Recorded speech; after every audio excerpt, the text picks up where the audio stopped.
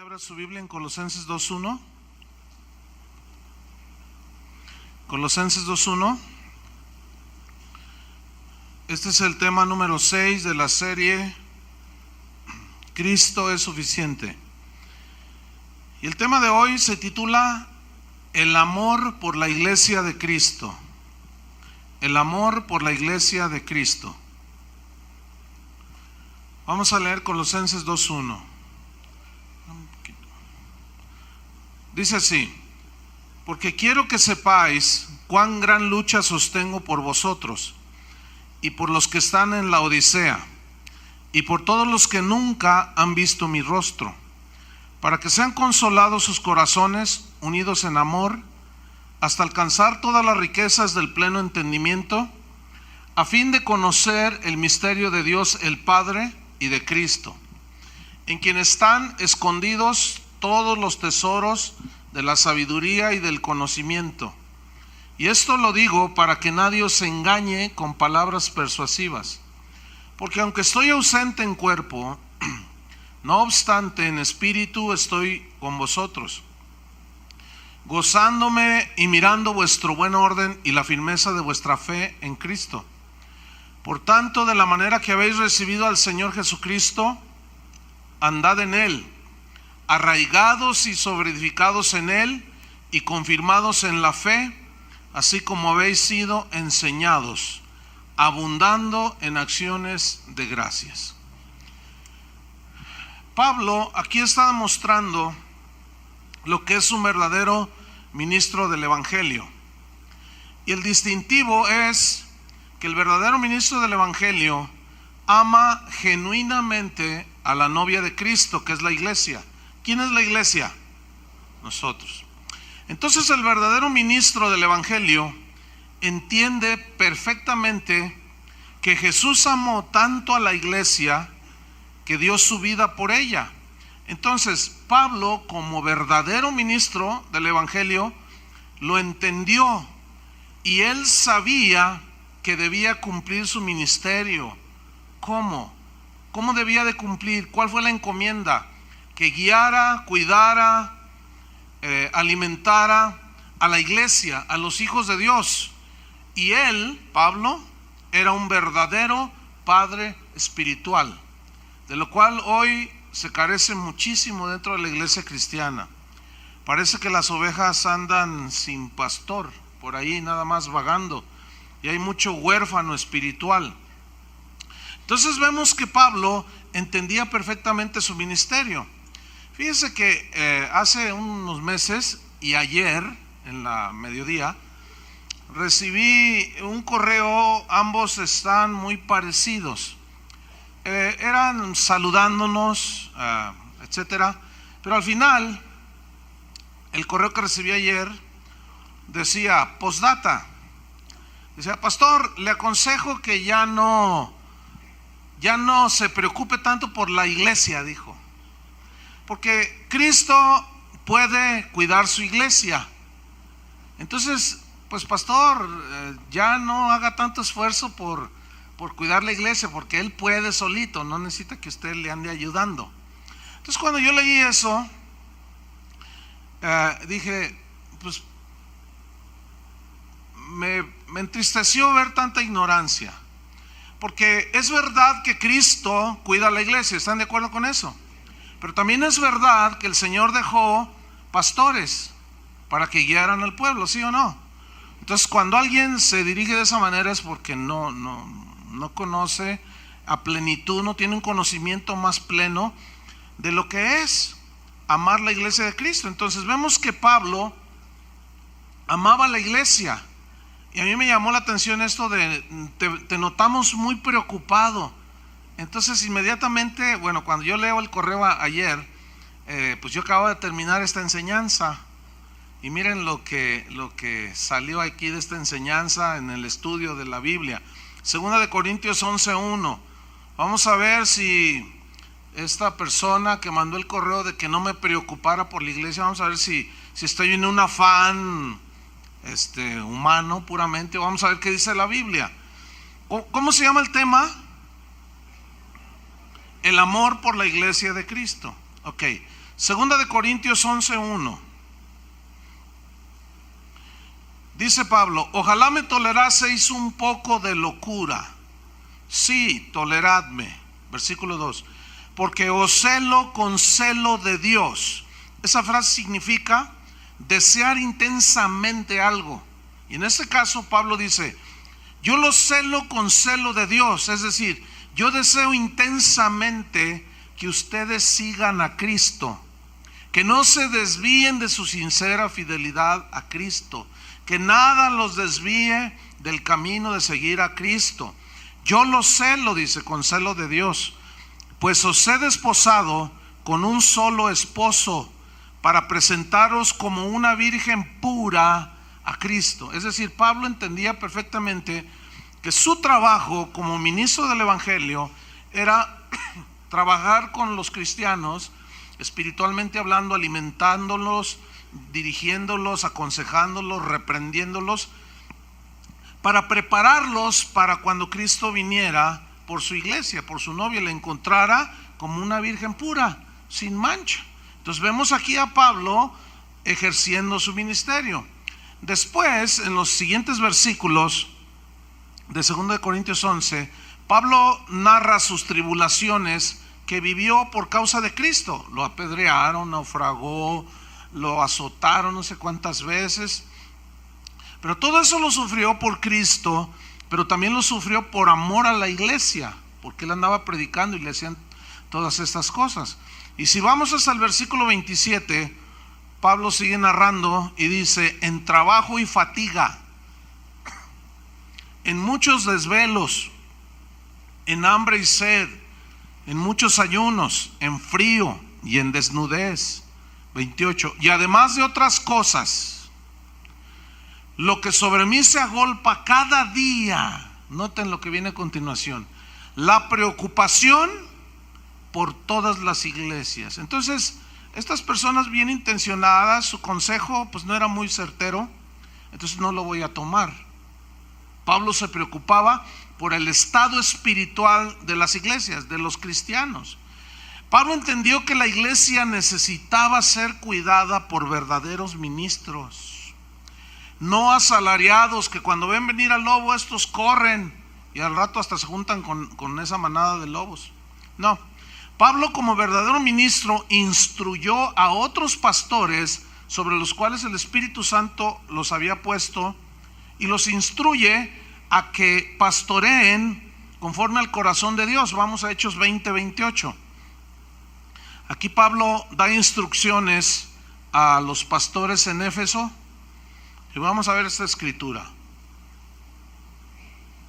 Hechos 20:28 dice así: por tanto, mirad por vosotros, o sea, cuídense a ustedes mismos, pastores, cuiden su corazón, cuiden su motivación, por qué hacen lo que hacen, cuáles son sus intenciones de hacer lo que hacen. Tienen que tener intenciones limpias, porque Dios conoce el corazón. Entonces cuídense ustedes mismos, pastores. ¿Qué más dice? Después de que les dice cuídense ustedes mismos, y miren también por todo el rebaño en que el Espíritu Santo os ha puesto por obispos. Obispo significa cuidador, alimentador. Entonces, ¿qué somos los pastores desde el punto de vista bíblico? Alimentadores, cuidadores del rebaño. Dice, el Espíritu Santo los puso por obispos para apacentar la iglesia del Señor. Apacentar significa alimentar, ¿sí? Cuidar. Entonces, Pablo dice, como verdadero ministro, cuiden el rebaño, cuiden la iglesia, apaciéntenlo, aliméntanlo, diríjanla, enséñenles, repréndanles, etcétera. Y luego les recuerda, la cual, o sea, la iglesia, él ganó por su propia sangre, es decir, le costó su vida, le costó el derramamiento de su sangre. Versículo 29. Porque yo sé, esa es la razón de por qué debían de cuidarse cada pastor a sí mismo y cuidar a la grey de Dios. Porque yo sé que después de mi partida entrarán en medio de vosotros lobos rapaces que no perdonarán al rebaño. Esa era la razón. Ahora, Pablo estaba preocupado porque los pastores cuidaran bien el rebaño de Dios. Déjeme decirle que el Espíritu Santo sigue instruyendo a los verdaderos ministros para que cuidemos el rebaño de Dios. Ahora, Pablo sigue hablando ahí en ese capítulo y llegamos al versículo 33 del mismo capítulo, y es importante leer esto porque fíjense lo que dice Pablo a todos los pastores y a los hermanos que estaban ahí. Les dice: ni plata, ni oro, ni vestido de nadie he codiciado. Le está diciendo: a mí nadie, en otras palabras, me puede acusar de que yo le quité dinero, ni oro, ni su casa, ni su carro. ¿Yo a quién le pedí su auto? ¿A quién le pedí su casa? ¿A quién lo despojé? Yo no he codiciado nada de nadie. Escúcheme bien, los verdaderos ministros de Dios sirven a Dios por amor a Cristo y por amor a la iglesia, no por el dinero. Aunque desgraciadamente hay muchos infiltrados que están en el ministerio por el dinero. Esa es la verdad. Entonces, cuando Pablo dice: yo no he codiciado ni oro ni vestido de nadie, nadie me puede acusar a mí. ¿Saben por qué lo dijo? Porque ya andaban los falsos apóstoles haciendo precisamente eso. Ese es un rasgo de los lobos rapaces, ¿sí? Que quieren sacarle a la gente su dinero y sus bienes. Entonces, vamos a 2 de Corintios capítulo 12 versículo 14, porque aquí Pablo está hablando con su corazón. Dice: yo no soy un hombre codicioso, yo no predico por ganancia deshonesta. Y si Pablo cantaba o dirigía la alabanza, pues tampoco lo hacía. No andaba haciendo sus conciertos y llevándose $1,000,000 de pesos, nada por el estilo. Eso no existía. Últimamente existe porque los lobos han entrado. Pero 2 de Corintios 12, 14. Vean esta escritura, por favor. 2 de Corintios 12, 14. ¿Ya lo tiene?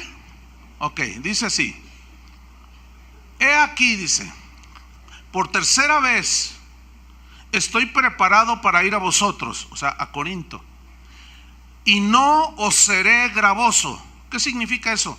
A ustedes no les va a costar ni un centavo los gastos de mi viaje. Yo voy a ir a predicarles el evangelio, voy a ir a instruirles, pero a ustedes no les va a costar un solo centavo. Eso es lo que está diciendo aquí: no seré gravoso a vosotros. ¿Qué más dice? Dice: porque no busco lo vuestro, sino a vosotros. ¿No busco qué? Lo vuestro o lo suyo. No codicio ni su oro, ni sus vestidos, ni sus posesiones, ni sus casas, ni sus autos. Yo no codicio nada de eso. A mí no me interesa eso. A mí me interesa cumplir el ministerio que recibí del Señor. A mí no me interesa si usted es pobre o es rico. En otras palabras está diciendo Pablo aquí. A mí eso no me interesa para nada, porque no busco lo vuestro, sino a vosotros. ¿Por qué dijo eso? Porque los falsos apóstoles justamente hacen eso: buscan lo vuestro, mas no a vosotros. A ellos no les interesa el bienestar espiritual de las personas, a ellos les interesa lo que tienen las personas. Y cuando ellos descubren entre su congregación algún personaje importante, algún político, algún deportista famoso, no se miden en nombrarlo públicamente desde el micrófono. Como si ahorita yo dijera: bienvenido el jugador de las Chivas del Guadalajara, bienvenido, qué bueno que está aquí con nosotros, pero el que juega en tercera división ni caso le hace. Porque los jugadores son ricos, ganan mucho dinero, usted me entiende, ¿no? O si está un diputado por allá, un personaje famoso allá, bienvenido. Pero al albañil no le hace caso. Al que lava el auto ni siquiera lo mira, voltea a ver. ¿Por qué? Ahora, cuando usted escuche algo de alguien, quien sea, desde un micrófono, en un púlpito, lisonjeando al encumbrado, ahí tiene precisamente un lisonjero que está buscando, que está descubriendo su corazón. porque está mencionando justamente solo a los que tienen cierta posición económica. Y ahí tiene usted o un lobo o un codicioso de ganancias deshonestas, para que usted mismo se ponga listo. Entonces Pablo dice: yo no busco lo vuestro, sino a vosotros. Desgraciadamente es muy triste lo que voy a decir, pero en muchos lugares las ovejas no valen por ser comprados por la sangre de Cristo, sino valen como un número más en la iglesia. Porque una persona, mientras más personas llegue a una congregación, esto lo piensan los lobos, es más dinero que dejan a la iglesia. Más gente, más diezmo, más gente, más ofrendas. Por eso muchos de ellos están muy interesados, desesperadamente interesados en que sus iglesias crezcan, pero no por la salvación de las almas, sino cuánto van a obtener de las personas. ¿Qué quiere ser usted valorado? ¿Por lo que tiene o por lo que usted vale como ser humano? Usted vale la sangre de Cristo. ¿Qué le gustaría? ¿Que le pusieran un número en la frente? Usted es el 325, ¿cuánto gana? ¿Dónde trabaja? Estos son sus diezmos, cáigase con ellos. ¿Le gustaría eso a usted? Pues déjeme decirle, hay muchas ovejas que así están, pisoteadas por esta gente. Y entonces Pablo dice: no, discúlpenme, yo no soy de eso, yo no busco lo vuestro. Yo no, a mí no me interesa. Yo los busco a vosotros, dice. Sigue diciendo, versículo 14: pues no deben atesorar los hijos para los padres, sino los padres para los hijos. ¿Saben que esto se ha invertido?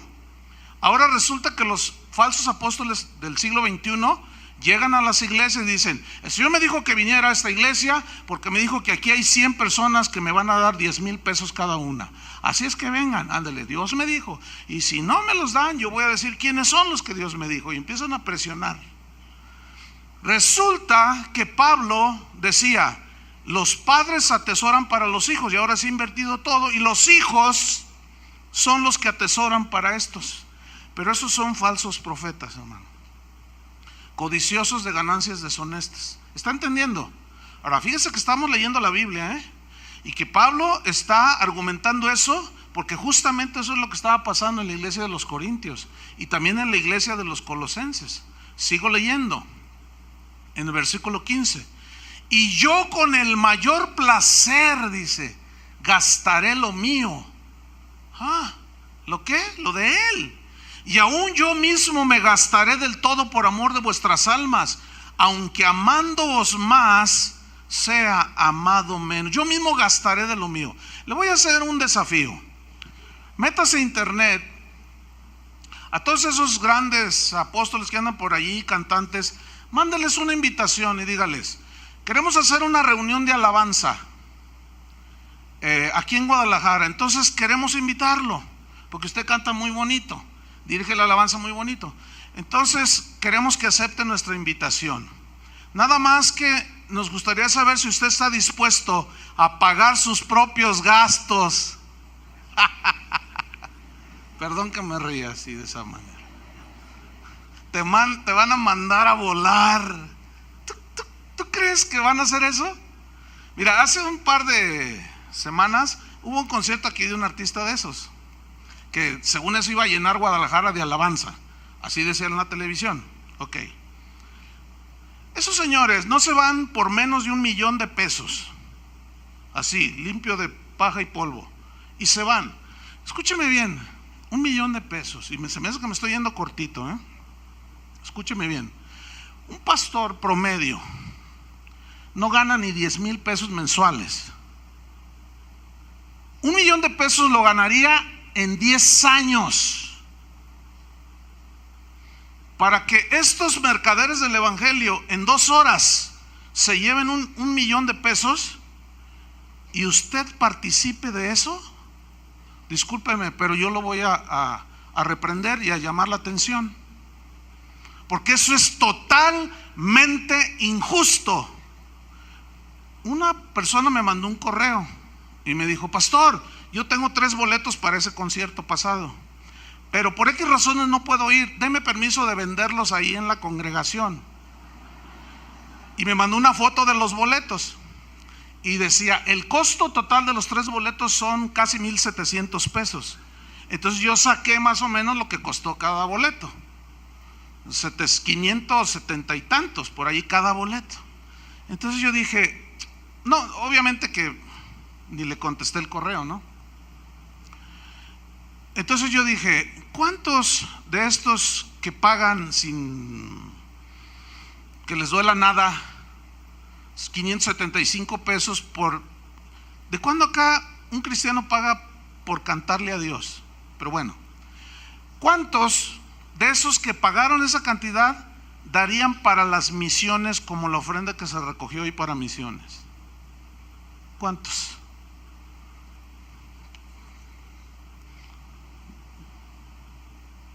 ¿Cuántos predicadores podrían decir lo que Pablo decía? Yo con placer gastaré aún de lo mío. ¿Cuántos? Pero no solo de su dinero, dice, aún yo mismo me gastaré del todo. Pondré mis fuerzas, mi intelecto, mi conocimiento, la sabiduría que Dios me ha dado. No le voy a poner precio, porque yo amo a la iglesia de Cristo y recibí un llamado. Eso es lo que está diciendo Pablo. En otra parte dijo, ay de mí si no predico el evangelio. Y hay de todos esos que andan enriqueciéndose con el evangelio. ¿Saben que en Estados Unidos a alguien se le ocurrió inventar hace años el Día del Pastor? ¿Por qué se rieron? Bueno, yo también me reí. Originalmente tenía propósitos buenos, de honrar, de respetar. Oraban por los pastores y la gente daba gracias por el pastor que los alimentaba. Pues era bonito, ¿no? Pero de unos años para acá había de ver cómo se ha corrompido eso de que es el Día del Pastor. Tanto así que, mire, cada vez que yo voy a los Estados Unidos me cuentan cada historia. Y yo digo, híjole, ya hasta se podría escribir un libro de tantas historias. Pastores exigiendo un mes antes, diciéndole a sus allegados que le digan a la gente que el 25 de mayo es Día del Pastor, que no se les olvide. Pero les exigen a cada uno. Una persona me mandó un correo y dice, pastor, somos 300 personas en la iglesia acá en California. Va a ser el Día del Pastor y nos están exigiendo que cada uno lleve $100 el Día del Pastor. No se conforman con el salario que les da la iglesia. Tienen que volverle a sacar a la iglesia. Una persona que seguramente está aquí ahorita habló conmigo hace como un mes y me dijo, pastor, ¿puedo venir a esta congregación? Le digo, ¿de dónde vienes? Y ya me dijo de dónde. ¿Y por qué tú te sales? Dice, pastor, mire, yo soy viuda, no tengo a nadie, tengo una pensión que no llega a los 3,000 pesos, que son como un poquito más de $200. Dice, y el pastor ahora en enero dijo que Dios le había dicho que para que todas las ovejas fueran bendecidas, todos debíamos de traer el equivalente a un mes de salario y depositarlo. O sea, lo que tú ganas en un mes lo tenías que traer a la iglesia. Entonces dice, yo fui con el pastor, le dije, pastor, yo soy viuda, mi pensión apenas me alcanza para pagar 2 focos que prendo en mi casa, unas pocas tortillas y panes y la renta. Y dice, ¿y usted quiere que yo traiga todo lo que recibo de pensión en un mes? Sí, porque si no lo traes, Dios te va a maldecir todo el año. Yo le dije, bienvenida. A mí me da vergüenza contar estas cosas. No crean que me gozo contar estas cosas, me da vergüenza. Y por eso Pablo habla en ese tono. Entonces vamos a Colosenses 2:1, porque vamos a ver el amor de Pablo por la iglesia y el amor verdadero que todo ministro tiene que tener por la iglesia de Cristo, no por lo que le puedes sacar. Nunca se me olvida, hermano, cuando empezamos esta congregación, que llegó un hombre, tendríamos como unos 2 meses de haber empezado, tal vez menos, y llegó un hombre que yo conocía de la iglesia donde yo había nacido, un hombre rico, y llegó, me encontró en mi casa y me dijo, Chuy, ya te encontré. Dice, deja todo así como está y vámonos, me dijo. Yo le dije, ¿a dónde? Dice, mira, vámonos al norte. Él me habló de ahí por Culiacán, algo así. Me dijo, mira, yo tengo un terreno, ahí voy a construir un templo, así dijo, templo, para 1,000 personas. Hablar en 1982, hace 28 años, de un templo para 1,000 personas, es como si hoy me dijeran un templo para 15,000, ¿me explico? Dice, lo vamos a poner muy bonito, dice, vamos a comprar todo el equipo de música que tú quieras, te voy a regalar una casa, te voy a regalar auto nuevo y te voy a dar $3,000 mensuales de sueldo. Así me dijo. ¿Qué hubiera hecho usted? Ay, mira, qué puerta tan grande abrió Dios. Mire, escúcheme bien, hermano. A mí, mi esposo y yo sabemos que Dios nos llamó al ministerio. Y cuando aceptamos el llamado a servir a Dios, no lo hicimos por el dinero. Vino esa tentación que Dios permitió para saber dónde estaba mi corazón. Yo le dije, oh hermano, discúlpeme. Le dije, no, yo no me alquilo, ni estoy en renta ni en venta. Yo sirvo a Dios. Y luego me dice, ¿y qué te dan esos muchachillos? Porque eran puros muchachillos como Chuy García y eran todos esos. ¿Y qué te dan esos muchachillos que ni trabajan y te vas a morir de hambre? Entonces yo le dije, si me muero de hambre, será sirviendo a Dios. Me dice, Chuy, no seas tonto, acepta la oferta. Y entonces le dije, mire, ¿sabe una cosa? Por favor, váyase de mi casa. Y se levanta así como sorprendido. Entonces da la media vuelta y me quiere decir otra vez, miren hermanos, literalmente lo expulsé de mi casa. Y aquí está mi esposa de testigo. Lo expulsé, lo eché. Como 2 años después nos encontramos con esa persona, no sé si llamarle hermano. Nos lo encontramos en un evento de pastores y él venía con otro hombre junto a él y nos encontramos de frente. Entonces, hola Chuy, me dice, ya habían pasado 2 años. Y me dice, ay, he escuchado que Dios te ha bendecido, ¿verdad? Le digo, bueno, Dios ha sido bueno, con nosotros nos ha dado su gracia. Entonces le dice al que iba con él, así lo golpeó así, le hizo así, le hizo, mira, le dice, él es el que debería estar en tu lugar.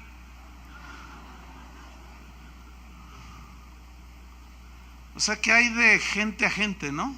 De ministros a ministros. Una vez alguien me dijo, tú tienes un precio, me dijo, todos tienen un precio. ¿Serán todos iguales? ¿Seremos todos iguales? Entonces, cada quien tiene el pastor que merece. Y esa persona se vendió al terreno, al templo, por lo que le dieron. Hermanos, el verdadero ministro no anda detrás de eso. Pero ¿qué ha pasado ahora? Que parece como que si todos anduviéramos detrás de eso. Y la gente ya está toda ciscada así, ya nos miran así con mucha duda y dicen, ay, no. Todos no saben hablar de otra cosa más que de dinero. Pero vamos a seguir viendo el apóstol Pablo. Colosenses 2:1. Vamos a ver cómo el amor de Pablo por la iglesia se extendía a todos. Dice Colosenses 2:1. Pero quiero que sepáis cuán gran lucha sostengo por vosotros. Aquí la palabra lucha, gran lucha, viene del griego argón, que significa agonizar por un conflicto. ¿Cuál era el conflicto de Pablo? ¿Por qué agonizaba Pablo? ¿Por qué decía, yo quiero que sepan que yo agonizo en medio del conflicto por vosotros? ¿Cuál era su conflicto? De no permitir que las falsas doctrinas, los falsos apóstoles, los falsos ministros de Dios descarriaran a las ovejas. Y esa era su lucha. Estaba preocupado Pablo. Y él estaba cumpliendo su ministerio que Dios le había encomendado. Cuídame a la iglesia. ¿Se acuerdan lo que le dijo a Pedro? Apacienta mis ovejas. ¿No le dijo así? Y a Pedro le dijo lo mismo, a Pablo le dijo lo mismo, a Juan le dijo lo mismo, y a muchos nos ha dicho lo mismo. Entonces, fíjate, quiero que notes cómo no solo por los colosenses estaba su preocupación. Seguimos en el versículo 2. También dice por los que están en la Odisea, o sea, los cristianos que vivían en esa región. ¿Se acuerdan de Jesús en Apocalipsis 3:15, cuando le mandó un mensaje al ángel de la iglesia en la Odisea que dice: yo conozco tus obras, que ni eres frío ni caliente. Ojalá fueses frío o caliente, pero por cuanto eres tibio y no frío ni caliente, te vomitaré de mi boca.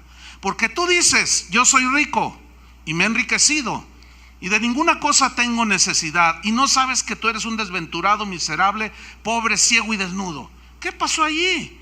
Seguramente Pablo ya había recibido reportes de que los cristianos en la Odisea se habían ido por el asunto de las riquezas del mundo, de los bienes materiales del mundo, y que ellos lo habían logrado de tal manera que ahora eran tan ricos, tan prosperados en el Señor, que ya no necesitaban al Señor. Por eso Pablo dice: yo estoy preocupado por vosotros, colosenses, pero también por aquellos de la Odisea, porque se ve que aman todavía las cosas de este mundo. Pero yo les quiero enseñar a amar las cosas que no se ven, porque las que se ven son temporales y las que no se ven son eternas. Por eso el mensaje de Pablo siempre era en ese sentido. Qué hermanitos de la Odisea, ¿verdad? Fíjate, tú eres un desventurado, miserable, pobre, ciego y desnudo. Déjenme contarles algo que me pasó. Hace años fui a España a visitar a un amigo, allí tiene una iglesia. Entonces me dijo: te voy a invitar a comer a un restaurante muy bonito. Le digo: bueno, está bien. Y llegamos, estaba bien bonito. Y comimos, y me dice: ¿sabes de quién es este restaurante? Y le dije: no tengo la menor idea. Y me dice: es de fulano de tal, o sea, un miembro de su iglesia. Y le digo: oye, pues, dice, le digo, le ha ido bien, ¿no? Dios lo ha bendecido. Y me dice: no te imaginas, Chuy, se hizo millonario en euros. Ay, su fortuna son millones de euros. Y en eso estamos hablando cuando entra. Me dice: míralo, ahí viene. Entonces él entró y me ve y abre los brazos y me dice: Chuy, pastor, lo conozco hace como 15 años o más. Y me abraza y ya se sienta con nosotros, comemos y todo. Y le digo: ¿sabes qué? Nos tenemos que ir. Le dije: pero antes me gustaría orar para que Dios...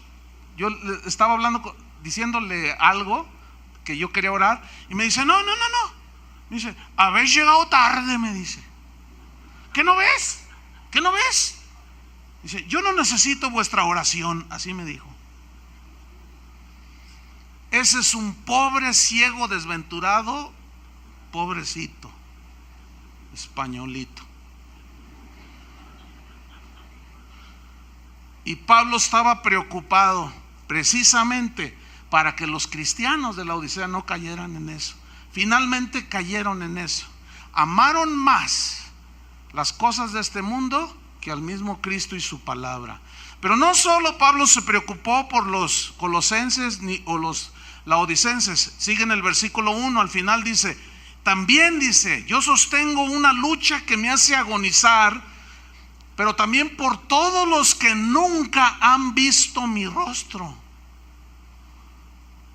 Fíjate el corazón de este verdadero ministro de Dios, de Pablo. Había muchos que él no conocía, nunca los había visto, pero él los amaba. Desde el momento en que él entendió que Cristo había muerto por ellos, su amor hacia los cristianos nunca decayó. Ahora, la manera de él demostrar que los amaba era precisamente enseñándoles la palabra de Dios. Esa es la manera de demostrar el amor. Así como un padre y una madre instruyen a su hijo y le van advirtiendo: no, si te ofrecen droga, no la tomes por esto y esto. Así el verdadero padre espiritual está siempre amonestando, enseñando, reprendiendo, a veces regañando, a veces alentando. Y Pablo dice: yo agonizo, dice. Es un conflicto que él tenía fuerte así en su corazón. Y déjenme decirles que al paso de los años, yo no estoy en una situación como la de Pablo. Seguramente no le llego ni a los talones, ¿no? Como decimos acá. Pero en una medida, en cierta medida sí, fíjese.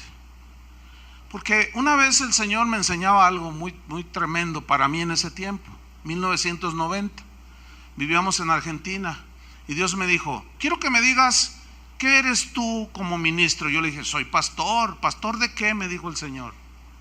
Le dije: pues soy pastor de casa de oración allá en México. Y me dijo: sí, pero yo quiero que tú aprendas a ver las cosas más como yo las veo. Yo las veo muy diferente a como ustedes las ven.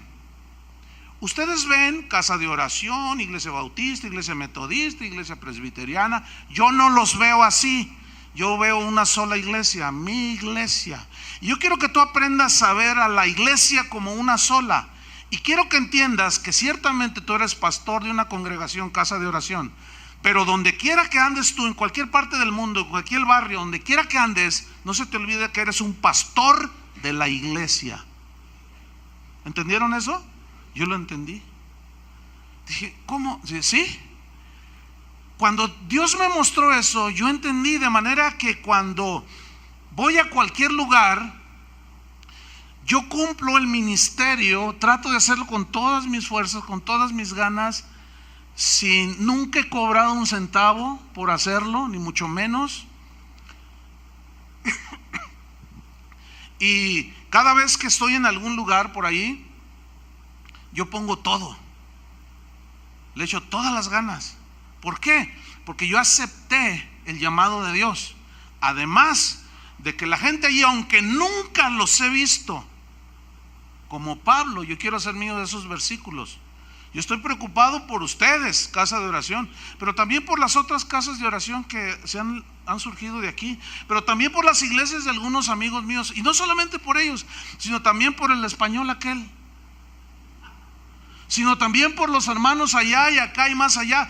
Por el asunto del internet, hermanos, esto se ha acrecentado de una manera que la verdad yo me siento ¿cuál es la palabra? Me siento muy pequeñito, porque no sé cómo hacer todavía. Ya Dios nos empieza a decir, pero resulta que por asunto del internet son millones de personas, hermanos, los que ingresan a la página, son miles de correos los que recibo, de tal manera que tuve que frenar un poquito y poner una nota allí que ya no puedo contestar correos, pero la gente los sigue enviando.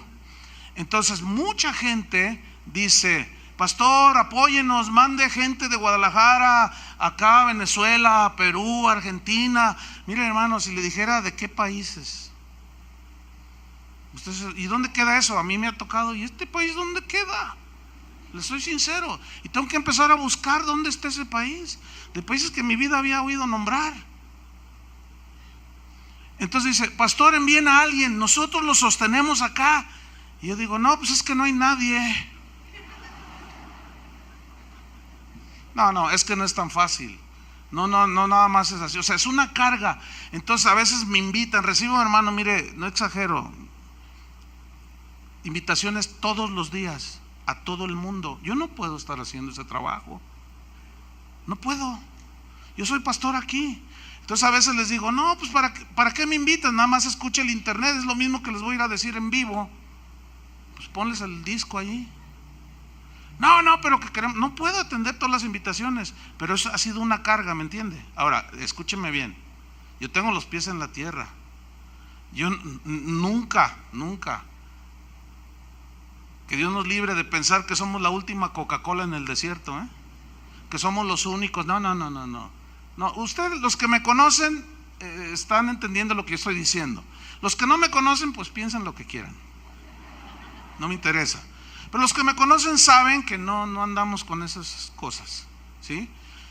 Pero es una carga, hermano, es una carga. Ahora, escúcheme bien, los correos que llegan, trato de contestarlos todos. Y había de ver cada correo que llega, hermano. Y ha sido una carga bien tremenda. A veces, muy temprano en la mañana, siempre llega, y ahí está el Señor. ¿Y qué vamos a hacer, Señor? ¿Y cómo le voy a hacer? Bueno, yo nada más puedo hacer hasta cierto límite. ¿Estamos de acuerdo con eso? Pero eso no quita, fíjense, lo que yo puedo sentir un poquito, si usted quiere, de lo que Pablo sentía. Hay un conflicto, yo tengo un conflicto dentro de mí que me enoja muchas veces, como Pablo se enojaba. porque toda esa gente pisoteaba el nombre de Cristo, pisoteaba la sangre de Cristo y abusaban de las ovejas. Vamos a Colosenses, capítulo 2, versículo 2. Vamos a ver cómo estamos viendo cómo Pablo mostraba su amor, luchando, agonizando por amor a la iglesia. Entonces dice, yo tengo esta lucha, versículo 2 dice, y tengo esta agonía para que sean consolados sus corazones. Esta palabra consolado tiene varios significados en el griego. Parakaleo es la palabra, significa orar, significa presentar, rogar, alentar, animar, confortar. Es decir, que Pablo oraba, presentaba por los colosenses, los presentaba delante de Dios, rogaba por ellos, los alentaba enviándoles cartas, los animaba, los confortaba a través de las escrituras, del conocimiento de Dios, les enseñaba la palabra de Dios, y esto consolaba los corazones de las personas. Cuando una persona, por ejemplo, comprende la soberanía de Dios y sabe que nada le puede suceder si Dios no lo permite, y que si lo permite, la persona que conoce la soberanía de Dios, que si Dios lo permite, Dios tiene un plan, pero ese conocimiento lo hace tener fortaleza, ¿me entienden? De decir, bueno, si Dios lo permitió, Dios tiene un plan, tiene un propósito conmigo en mi vida, y eso trae consolación. Hay un versículo donde dice que a través de la consolación de las escrituras. Entonces la mejor manera de consolarlos era enseñándoles las escrituras, pero también consolar tiene una implicación de amonestar, de hacer amonestaciones, o sea, de llamarles la atención, que fue lo que yo hice al principio, cuando les dije que era injusto que un tipo se lleve $1,000,000 y pastores en 10 años no ganen ni eso. Eso es una amonestación, para que no participen en esas cosas y apoyen más a sus iglesias. Eso es una amonestación. Ahora vamos a Hechos 20, versículo 31. Hechos 20, 31.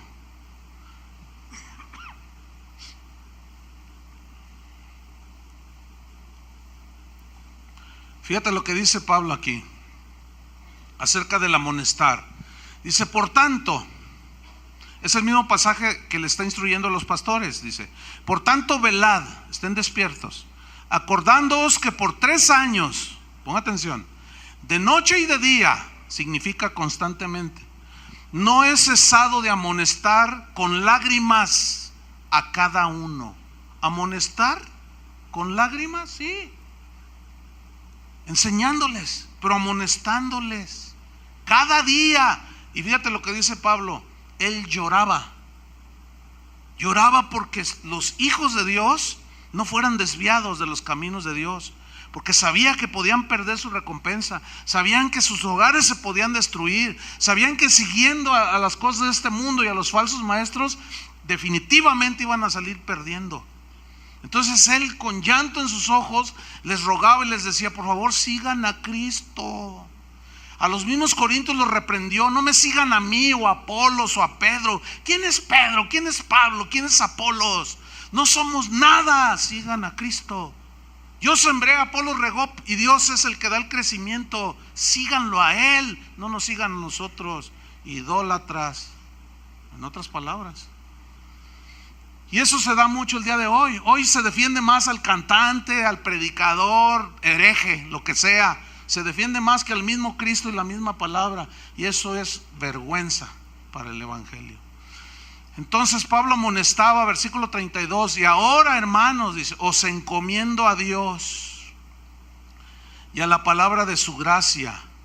Fíjate, la palabra tiene poder para sobreedificaros y daros herencia con todos los santificados.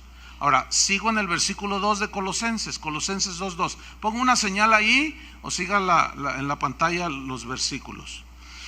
Estamos viendo la lucha que sostenía, la agonía que sostenía. ¿Por qué Pablo sostenía esa lucha?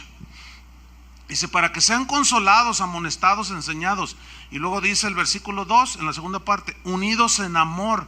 Significa entretejidos en amor. Es decir, que ellos debían crecer en su amor a Dios, pero también en el amor entre ellos.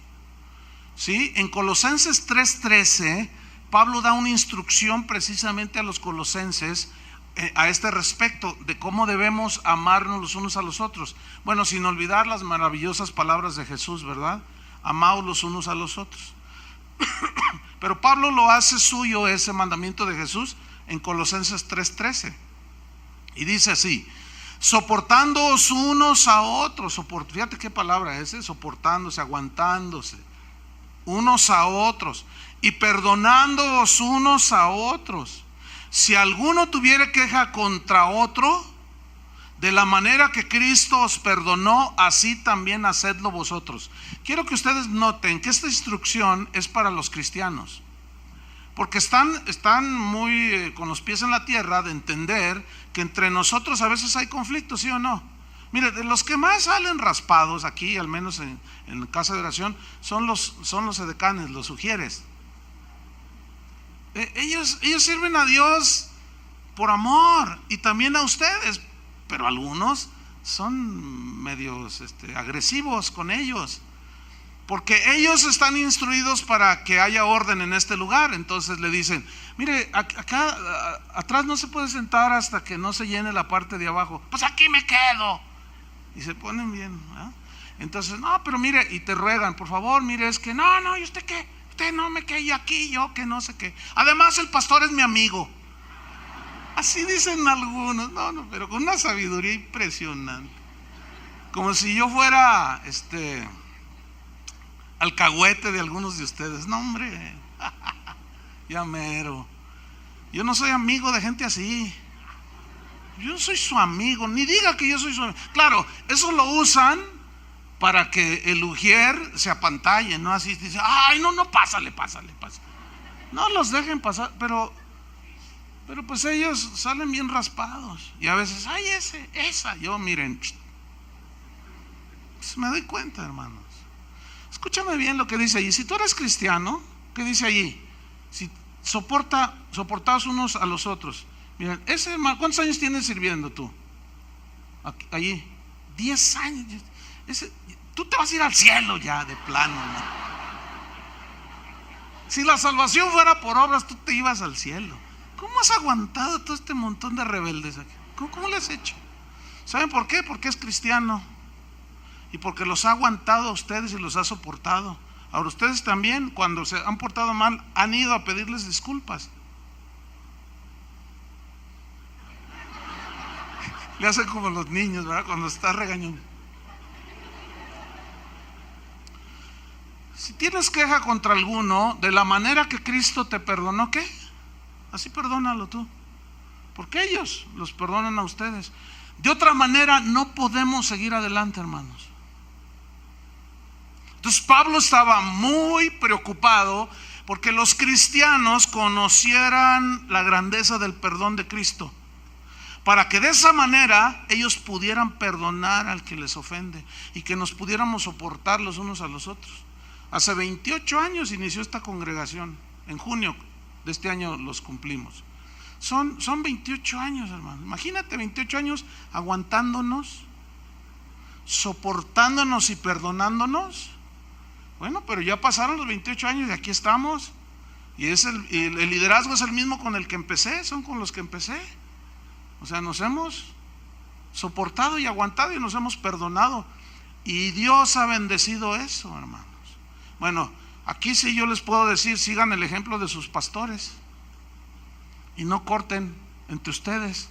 Y si se pelean, pues reconcíliense, ya maduren algunos. Y los que son verdaderamente niños, pues eso hacen su berrinche y gritan y patalean y todo. Bueno, para eso es la palabra. Entonces uno saca la varita, como ahorita, y esa era la preocupación de Pablo, que estén unidos en amor. Fíjate, en el mismo versículo 2 dice: para que sean consolados sus corazones, unidos en amor, hasta alcanzar todas las riquezas del pleno entendimiento. Escúchame bien: quien no perdona, no anda en amor, no permite la amonestación, la rechaza, no puede alcanzar las riquezas del pleno entendimiento. No puede. Efesios 3:17 Mira qué versículo, ¿eh?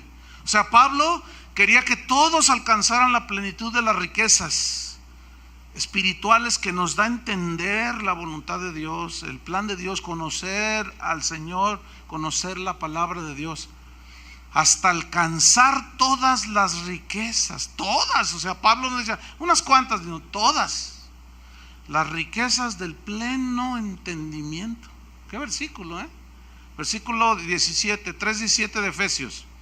Dice: para que habite Cristo por la fe en vuestros corazones, a fin de que, arraigados y cimentados en amor, seáis plenamente capaces, fíjense, capacidad de comprender con todos los santos. ¿Quiénes son los santos? ¿Quién? Pues díganlo con convicción. Ok, nosotros somos. O sea, fíjate, Pablo dice que sean capaces de comprender con todos los cristianos, los hijos de Dios, que comprendan cuál sea la anchura, la longitud, la profundidad, dice, y la altura de conocer el amor de Cristo. Fíjate, cuando tú logras conocer el amor de Cristo en una profundidad aceptable, tú comienzas a perdonar a todo mundo que te ofende, ¿entiendes? Cuando tú comienzas a entender la longitud de la misericordia de Dios, tú la puedes extender también, porque ya la empiezas a tener el pleno conocimiento y entendimiento de las riquezas de Cristo. Entonces, cuando tú comienzas a captar la altura de la gracia de Dios, la profundidad de su perdón, ¿qué más nos queda hacer? Exactamente lo mismo que Él hizo con nosotros, ¿sí o no? Bueno, de eso estaba Pablo preocupado, porque los cristianos no se quedaran estancados, sino que crecieran al conocimiento pleno. Por eso agonizaba, y cuando llegaba alguien enseñándoles doctrinas falsas, él se pedía: yo lo celo con celo de Dios. Si estoy loco, está bien, pero escúchenme, yo no lo voy a permitir, decía Pablo. Esos son fraudulentos apóstoles que se disfrazan como ángeles de luz. Pero no, dice, no es ninguna sorpresa. Pues Satanás y sus ministros se disfrazan como siervos de Satanás. O los falsos maestros son siervos de Satanás y se disfrazan como ángeles de luz, como si fueran de Dios. Y Pablo decía y hablaba, y los cristianos oían, pero no a todos les gustaba lo que Pablo decía. Y eso sucede hoy, a muchos no les gusta. Seguimos en Colosenses capítulo 2. Entonces Pablo luchaba, agonizaba para que fueran consolados, amonestados, para que estuvieran unidos en amor cristiano, para que pudieran alcanzar las riquezas del pleno conocimiento. Fíjate el versículo 2, estoy ahí al final. A fin de conocer, mira esta parte, esta parte es un versículo muy extraño, así como muy... A fin de conocer el misterio de Dios el Padre y de Cristo. Qué versículo tan más extraño. A fin de conocer el misterio de Dios. Se los voy a explicar. La palabra misterio aquí es la palabra, viene del griego musterión, que significa, así simple y llanamente, verdad revelada. ¿Qué es un misterio en la Biblia? Una verdad revelada. Es decir, son aquellas cosas que Dios reveló a sus hijos, o que Dios revela a los que son sus hijos. Ya no son misterios para los que son sus hijos, pero para los que no son sus hijos, no pueden entender esos misterios, les están velados. Es imposible que la gente comprenda los misterios de Dios si no están nacidos de nuevo, como lo que dijimos hace un rato. ¿Quiénes son los santos? Y todos ustedes dijeron: nosotros. Y si hay alguien aquí que no es nacido de Dios todavía, estos me habían dicho que estaban locos, pero estos están de remate, se creen Juan Diego. Yo lo oí. Y va a ir a rajarle a todos allá a la calle. Yo los oí. Y empezando por el payaso ese que está hablando, todavía les dijo: ¿quiénes son los santos? Y todos dijeron. Y ahí está con el compadre, la comadre con las chelas, ¿no? Y yo los oí, yo estuve ahí en la mañana, compadre. Y el que estaba ahí hablando les dijo: ¿quiénes son los santos? Lo cree, comadre, que todos dijeron: ¿nosotros? ¡Ah! Y eres el hazme reír. Claro, para ti es un misterio, mi estimado misterioso. No lo puedes entender. Y te lo voy a demostrar en la Biblia. Primera de Corintios, capítulo 2.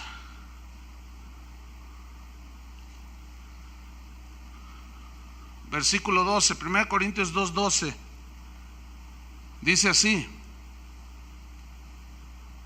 y nosotros, o sea, los hijos de Dios, no hemos recibido el espíritu del mundo, sino el espíritu que proviene de Dios, para que sepamos lo que Dios nos ha concedido. Lo cual también hablamos, no con palabras enseñadas por sabiduría humana, sino con las que enseña el Espíritu Santo, acomodando lo espiritual a lo espiritual, todo en su lugar perfectamente. Versículo 14. Pero el hombre natural, o sea, el que no es hijo de Dios, el que no se ha arrepentido ni ha lavado sus pecados en la sangre de Cristo, el hombre natural no percibe, significa no entiende las cosas que son del Espíritu de Dios, porque para él son locura y no las puede entender. No puede, porque se han de discernir como espiritualmente. Entonces, nosotros, para algunos, estamos locos, pero nosotros debemos de entender y comprender que ellos están medio tapados. ¿Se oyó feo, verdad? Bueno, voy a ser un poco más blandito. Están, como dice la Biblia, Satanás les ha cegado el entendimiento. Entonces, ¿qué digo pues, hombre? ¿Qué digo entonces? No sé qué fue peor. Pues así dice la Biblia, ¿no? Que Satanás les ha cegado el entendimiento para que no les resplandezca la luz del Evangelio de Cristo. Ahora, ¿cuántos de ustedes me están entendiendo lo que yo estoy diciendo? ¿Por qué? ¿Hay algún misterio oculto para los hijos de Dios? No hay ningún misterio. ¿Entiendes el sacrificio de Cristo en la cruz? Sí, si no, no hubieras nacido de nuevo. Ya el misterio te fue revelado. Pero escúchenme bien, todavía hay muchas cosas que para algunos, aunque son nacidos de nuevo, todavía siguen siendo un misterio. Algunos no saben que cuando les viene un quebranto, no saben por qué. Todavía les es un misterio. No saben. No saben que Dios los puede estar probando, Dios los puede estar disciplinando, no saben. Y dicen: ay, ¿por qué a mí? Ay, ¿por qué? Si yo, Señor, tú sabes que yo soy ujier. Todavía son, no, entonces hay mucho que aprender, ¿sí o no? Pues yo les voy a decir una cosa. Yo estoy comprometido por llamamiento de Dios, y aún agonizar lo que sea, con tal de que ustedes no se queden ahí estancados, que era lo que Pablo hacía. Ahora fíjate, vamos a Colosenses 1:26 rápidamente. Estamos hablando de los misterios revelados. Colosenses 1:26. Dice así: el misterio que había estado oculto desde los siglos y edades. Aquí habla de uno en específico. Veamos cuál es.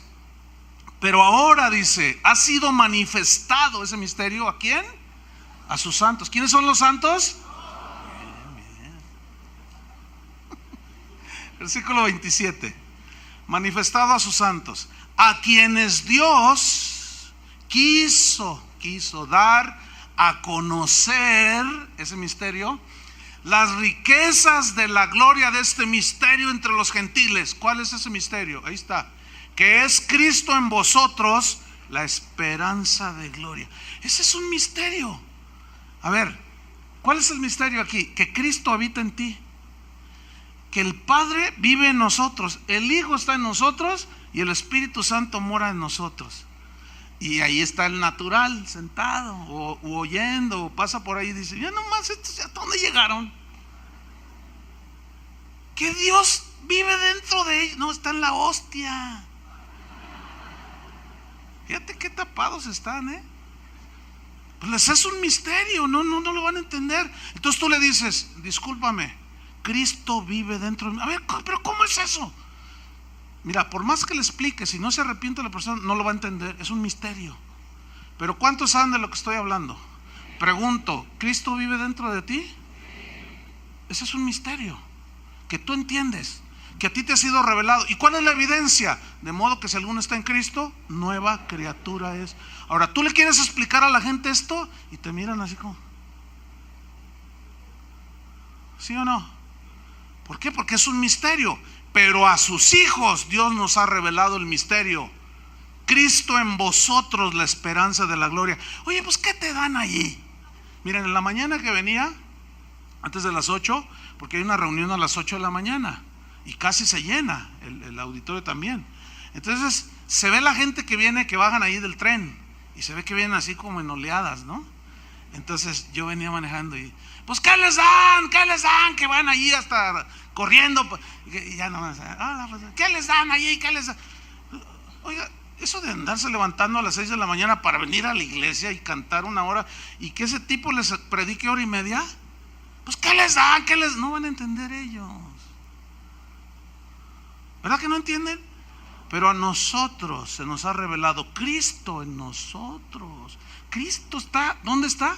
¿De quién somos templos? Del Espíritu, casi nada, Somos templos de Dios, hermanos. El glorioso Espíritu de Dios vive ¿dónde? Ahí dice. Ese es el misterio que estaba oculto.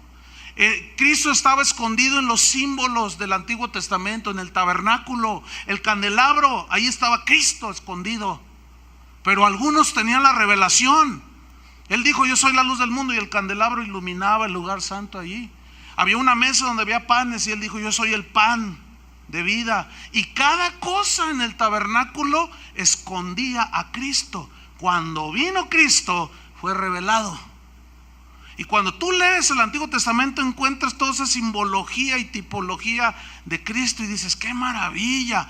Bueno, pues muchos en el Antiguo Testamento tuvieron la revelación de Cristo, pero no todos. Pero ahora está al acceso a todo aquel que se arrepiente. Eso es algo maravilloso, hermanos. Volvamos rápido a Colosenses 2:13. Entonces Pablo dice, a fin de conocer el misterio de Dios el Padre y de Cristo, versículo 3, Colosenses 2:3. Fíjate qué tremendo, para irnos sobre el final. En quien están escondidos todos los tesoros de la sabiduría y del conocimiento. Ahora pregunto, ¿en quién están escondidos todos los tesoros de la sabiduría? En Cristo. Ahora, ¿para quién están escondidos? ¿Para nosotros? No, vamos a empezar otra vez. Ay, no, yo soy paciente, déjeme regresarme. No, hermano. Bueno, hay que ser paciente. Es que esto me recuerda a los discípulos, ¿no? Jesús está enseñando y luego van con él y dicen, maestro, no entendimos la parábola. Dice, ¿también ustedes están sin entendimiento? Así les dijo. Y dice, ok, está bien. El sembrador es el que sale y entonces yo les sigo explicando, no hay problema, hermanos. En quien están escondidos todos los tesoros de la sabiduría y del conocimiento. Ahora, para nosotros, hermanos, no están escondidos. El problema, ¿saben qué es? Que los que no escudriñan las escrituras, o los pastores que no cumplen su ministerio de sacar las riquezas del tesoro, ese ya es otro asunto. Pero para nosotros ya no están escondidos. Ahí están revelados. Pregunta, ¿necesito psicología o necesito a Cristo? ¿Necesito consejos humanos o el consejo de la palabra de Dios? ¿Necesitamos fórmulas para llevarnos al éxito o el consejo de Dios para conocer su voluntad? Yo me quedo con las tres últimas. Sin embargo, la psicología ha inundado la iglesia. Es más, hasta pastores sacan su doctorado en teología, en psicología. ¿Qué saben qué es eso? Es hacer a un lado la palabra de Dios, que es suficiente para arreglar cualquier desperfecto en la mente, en el cerebro, en la azotea, donde tú como quieras entenderlo. Todos los traumas que tú tengas, la palabra de Dios es suficiente para quitarte temores, hacerte libre. Jesús dijo: conocerán la verdad y la verdad los hará libres. ¿Qué necesitamos? La palabra de Dios.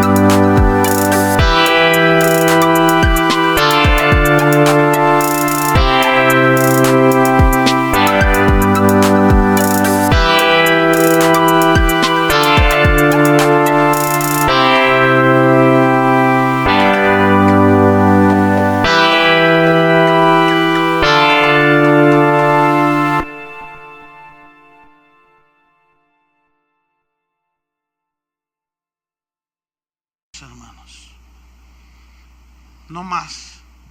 El reproche de Dios fue terrible. Malaquías 1:6. Dios le reprochó a los líderes del tiempo de Malaquías. ¿Por qué les reprochó? Porque ellos habían hecho a un lado la palabra de Dios y metieron otras cosas. Dice Malaquías 1:6: el hijo honra al padre y el siervo a su señor. Si pues soy padre, ¿dónde está mi honra? Y si soy señor, ¿dónde está mi temor? Dice Jehová de los ejércitos a vosotros, oh sacerdotes, que menospreciáis mi nombre. Y decís: ¿en qué hemos menospreciado tu nombre? Y Dios les responde en el versículo 7: en que ofrecéis sobre mi altar pan inmundo. Vamos a hacer una simbología. El altar es el púlpito. ¿Qué se está dando de comer a las ovejas? ¿El pan que es Cristo, centrado en Cristo, o pan inmundo? Psicología, frases máximas y ya lo peor, chiste tras chiste, tras chiste, tras chiste, tras chiste. Ya, esos ya parecen presentadores de Televisa. Ofrecéis sobre mi altar pan inmundo. Y dijisteis: ¿en qué te hemos deshonrado? En que pensáis que la mesa de Jehová es despreciable. O sea, ya no les bastaba el pan de la mesa de Dios. No, esto ya me lo sé. ¿Esto para qué? Mejor les voy a enseñar esto que leí por ahí. Fíjate, vamos rápidamente a Colosenses 2:4. Para irnos sobre el final, dice: y esto lo digo, o sea, todo lo que hemos estudiado, Colosenses 2:4, y esto lo digo para que nadie os engañe con palabras persuasivas. La frase palabras persuasivas significa discursos engañosos, mentirosos, hasta heréticos. O sea, Pablo agonizaba para que los creyentes crecieran y profundizaran en el conocimiento de Cristo, se tiraran un clavado en el tesoro y nadaran ahí, y que entendieran el significado de la cruz, el sacrificio de Cristo en la cruz, que entendieran lo más que pudieran su misericordia, su gracia, su perdón, su bondad, la obra maravillosa de la salvación, etcétera. Todo esto Pablo agonizaba. ¿Para qué? Para que los cristianos no fueran engañados. Por eso dice: esto lo digo para que nadie os engañe con palabras persuasivas, para que los cristianos no fueran ¿qué? Engañados. Escuche bien lo que voy a decir. Esto acaba de suceder el viernes pasado en la reunión de pastores donde me junto cada viernes. Unos pastores me dijeron: Chuy, te vamos a contar algo. Tenemos una vecina que va a cierta iglesia aquí en Guadalajara. Entonces nos dijo: les quiero compartir una revelación que el Señor les dio a nuestros pastores. Pues a ver, tráete la Biblia. Dice: bueno, déjenme contarles. Dice: miren, es que Dios le reveló, sobre todo a mi pastora, dice, que cuando tú tienes un familiar que no es cristiano y tú quieres que se convierta, entonces tú oras por él. por esta persona, familiar tuyo. Señor, tócalo. Entonces, si tú sueñas y en tu sueño ves a una mujer embarazada que va caminando, ya Dios te está contestando. Significa que en 9 meses tu familia se va a convertir. Ustedes se rieron. Yo no sabía si reír o ponerme a llorar. Yo le dije, no, me estás bromeando. No, dice, no estás bromeando. Y que le dijo, oye, espérame, ¿de dónde sacaste eso? Fue una revelación, dice. No, pero espérame, es que eso no está en la Biblia. Eso es a lo que Pablo se refiere. Que nadie los engañe con palabras persuasivas. Tonterías, esas son tonterías. Cenaron muchos tacos esa noche. O de plano, se tomaron unas pastillas de cristal o fumaron marihuana.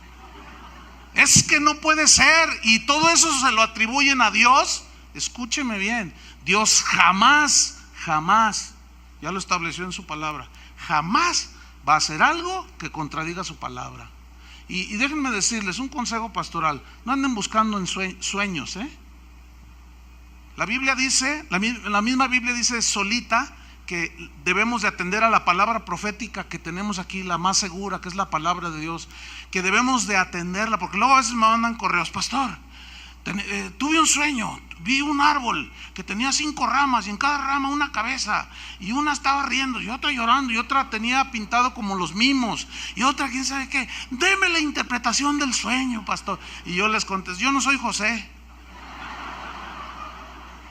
Le digo: mira, deja de fumar lo que estás fumando, deja de tomar lo que estás tomando, déjate de tonterías y busca la palabra de Dios. Por eso hay tanta herejía, hermanos. ¿Por qué? Porque hacemos a un lado la palabra de Dios. No nos basta y decimos: ay, ese pan ya está duro, y metemos pan inmundo a la casa del Señor. Termino, hermanos. El que busca sabiduría y conocimiento de Dios fuera de Cristo, en quien están todos los tesoros escondidos, solo encontrará doctrinas de demonios. Escúcheme bien, si usted lo que necesita no lo busca en Cristo y busca en otras cosas, usted se está exponiendo a las doctrinas de demonios. No quieren la palabra de Dios, terminarán creyendo que una mujer embarazada significa que tu abuela se va a convertir en 9 meses.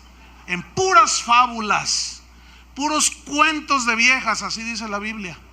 Así dice en Timoteo: cuentos de viejas, o sea, de viejas chismosas. Eso es lo que significa. No, es en serio, es en serio.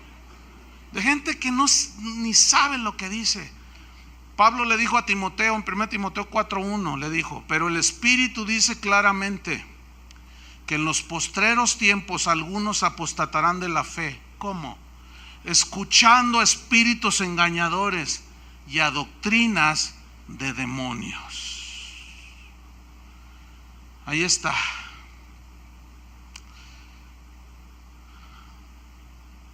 En el versículo 7 de Colosenses 2:7, vámonos rápido y terminamos. En el 6 dice: por tanto, de la manera que habéis recibido al Señor Jesucristo, andad en Él, o sea, creyendo que Él es Dios y que Él es suficiente. Eso significa. Versículo 7: arraigados en esas verdades, sobreedificados en Cristo y confirmados en la fe. Fíjate qué versículos, sigo en el 7. Así como habéis sido, ¿qué? Enseñados. Aquí notamos la importancia de enseñar la sana doctrina, hermanos, que es la palabra de Dios. Déjame decirle, la mejor manera de enseñar la palabra de Dios es agarrar el pasaje y explicarlo versículo por versículo, porque de esa manera no hay forma de que nos andemos por otros lados. O sea, llegamos al mismo fin del por qué se escribió ese pasaje. Entonces, la importancia de enseñar la sana doctrina. Termino con este versículo, 2 Timoteo 4:1, porque es la exhortación final que Pablo le hace a Timoteo para que también él se preocupe, así como él se preocupaba por los cristianos, por el amor a la iglesia. 2 Timoteo 4:1 dice: te encarezco delante de Dios y del Señor Jesucristo, que juzgará a los vivos y a los muertos en su manifestación y en su reino. ¿A qué lo encarecía? Fíjense, que prediques la palabra. ¿Cómo? Que instes a tiempo y fuera de tiempo, es decir, siempre, constantemente. Consejo que des, enseñanza que des, tiene que ser la palabra de Dios. ¿Lo entienden así? Porque eso es lo que está diciendo aquí. ¿Qué más? Redarguye. ¿Saben qué significa redarguir? En el griego significa confróntalos cara a cara con la verdad. Exponles a través de la escritura sus errores, los pecados del ser humano, para que se miren en el espejo. Eso es redarguir. O sea, hablar la verdad de la palabra de Dios para que todos nos veamos en el espejo y digamos: ay Dios, ese soy yo. Por eso a muchos no les gusta oír la predicación de la palabra, porque se les redarguye, se les confronta con conductas pecaminosas, con prácticas que agreden el evangelio o que se burlan de Cristo. Y la única manera de saber si vamos bien es leyendo y escuchando y predicando la palabra de Dios. Entonces le dice: redarguye, reprende. Significa llámale la atención, significa regañarlos. Exhorta con toda paciencia y doctrina, o sea, doctrina bíblica, es obvio.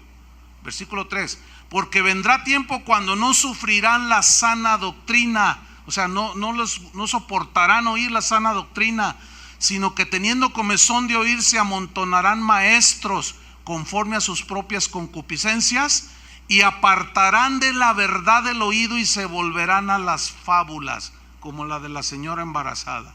Ese es un cuento, una fábula. Termino con esto, hermanos. Si usted sale a su jardín y tiene con su mano ahí aserrín, que es el desecho de la madera, ¿verdad? Y usted la arroja al suelo, los pajarillos no descienden a comer ese aserrín, ¿verdad que no? Sin embargo, si usted arroja granos de maíz o de alpiste o pedazos de pan y los arroja allá al suelo, ¿qué sucede? Usted va a ver cómo los pajarillos descienden y empiezan a comerse lo que usted tiró allí, las semillas comestibles. Escuche bien, los pajarillos saben discernir lo que se come y lo que no se come. Y lo triste de este asunto, de estos últimos tiempos, es que los cristianos están comiendo aserrín y no se dan cuenta lo que están comiendo. Y les tiran el aserrín y se lo comen. Muy pocos están comiendo el verdadero pan del cielo, que es Cristo. Por eso nuestro mensaje, ¿quién tiene que ser? Cristo. Coma de Cristo, beba de Cristo, cobíjese bajo Cristo. Todo porque en Él estamos completos y no necesitamos a nadie más ni nada más. Póngase de pie. Esto llevó a Pablo a esforzarse hasta la agonía